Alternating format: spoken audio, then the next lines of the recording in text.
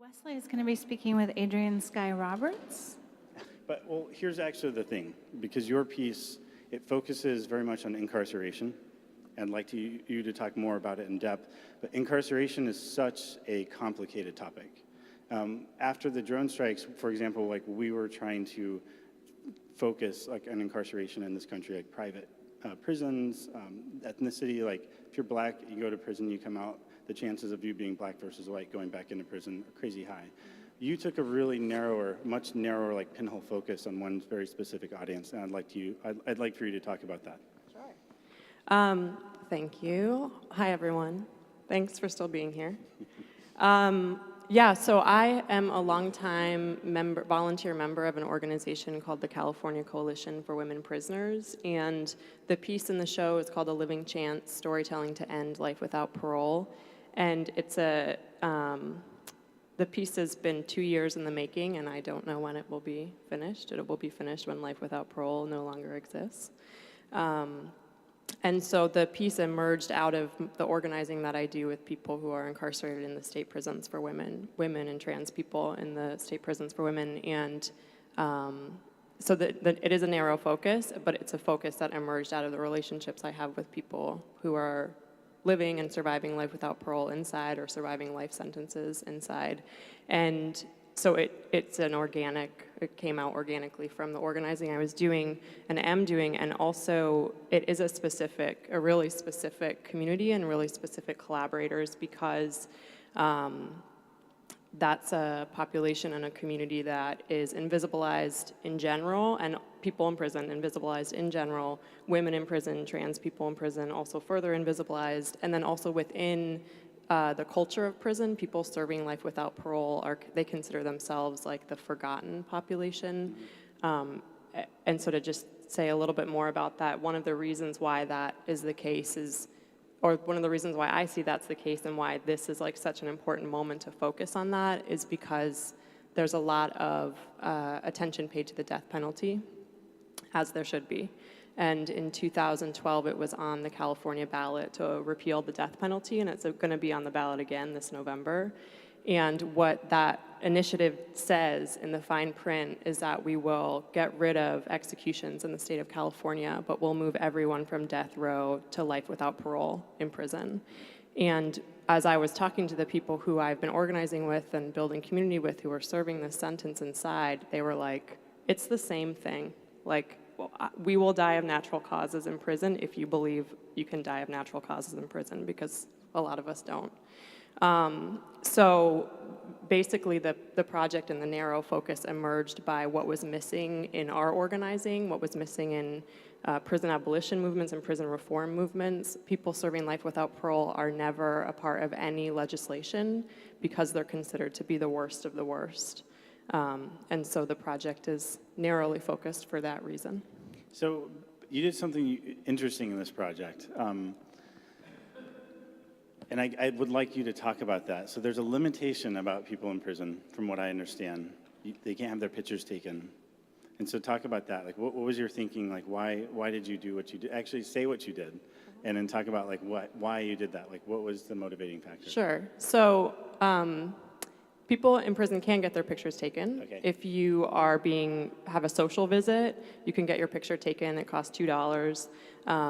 So that means you have to have someone on the outside who can travel to the remote location where the prison is, be able to pay the money to come see you. Or on rare occasions, like a graduation from a program or a special occasion, people will get their photographs taken. So part of the project, when I was collaborating with the folks inside, they said, okay, we want people to submit writing, letters, photographs, artwork, whatever they want. And so people sent in their photographs. And one of my very close friends, Billy Simoes Bello, is a self-taught painter, and she wanted to be involved. And we'd sort of been like trying to figure out how to be friends and also organizers together, and it was never working. And so this was a moment for her to sort of step in and say, I'll paint the portraits of these people based on the photographs. And so what you see in the exhibit is postcards with one side is their portrait, and then on the back is a piece of their writing that they had sent in. And then there's also an audio component that I hope people don't miss to call in, and you can actually hear their voices telling their stories. So the portraits are both like a visual reference point for the piece, because if it was up to me, it would be all interviews and all recording, because I don't know how to paint. And then it also serves as like a way of honoring and a gratitude for our collaborators. So everyone is getting like a high resolution copy of their portrait back inside. And I actually just 2 weeks ago went inside to do another round of interviews with people serving life without parole. We've done 30 so far. There are 60 altogether that we're hoping that we've talked to, and there's 177 people in women's prisons with LWAP. And I brought in Billy, who did the portraits, and she was meeting these people for the first time, whose pictures she had been painting for 2 years now, and it was like very moving to see them see each other and talk to each other, and it's a very special part of the project. So I'm going to ask a difficult question. Bring it on. So a lot of us here are talking about the problems, and what I would like to focus on is a solution. So, and I guess maybe that's a little too complicated here, but life without parole, it's the same as a death penalty, or however you look at it. What's the solution to that? Well, you're talking to someone who doesn't believe in the prison system at all. Right. No. Yeah. Yeah, so I think it's a huge, what is the solution to it? I mean, I think partly it's about creating communities that are dealing with problems in different ways, right? Mm-hmm. That are sustainable, that are close-knit and tight-knit enough, and not based on fear and based on racism and based on all the divisions and all that capitalism creates, so that we can really hold ourselves accountable. It's like such a big picture thing. I don't even really know how to begin. And I know that there are small steps like that the organization I'm a part of, that my collaborators inside are taking to try to chip away. Actually, my friend Ellen, who's a fourth generation San Franciscan Jew who is serving her 20th year on life without parole for killing her abusive husband at a time when courts wouldn't allow evidence of domestic violence. So she always says, I'm fighting a dragon with a teaspoon. Like, the system is the dragon, and I'm sitting here with a teaspoon. But I have to do it. There's no other way to do it. Like, I'm just going to keep chipping away and keep chipping away as much as I can because my survival depends on it. So I think about her, and I think, I don't know, I don't have an answer to that, but I absolutely know we can do better than this. Yeah, I think maybe the dragon is a good point, because when you think of dragons, typically, at least like the European kind, Chinese kind, totally different dragon, but the big fire-breathing, it's a monster. There's no empathy there, and maybe that goal is to sort of teach that dragon to be like vegetarian, or let's teach empathy to a system that really has very little empathy. I think that's. Or let's get rid of it altogether. Yeah, there's a lot of options. There's a really great that shit up. Quote that I'm sure a lot of you know, that's like the system can never fail those it wasn't meant to protect. And so that reminds me of something I'm going to ask Fabiana in a minute, so hold on, everybody. But yeah, I mean, I think it's the system. No one that I work with has any disillusions about the system bringing them answers. It's about finding the loopholes. It's about continuing to put pressure on people in power to develop empathy, to figure out new strategies.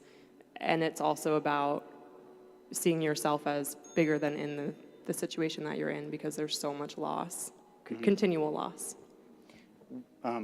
My last question here, again, I'm thinking hopeful. I always want to be hopeful when I wake up in the morning, because I feel like life is a choice, and how we live it is a choice, but not for all of us. And so I guess, do you see any hope in the near or distant future? Well, yeah, I do, and I also, okay.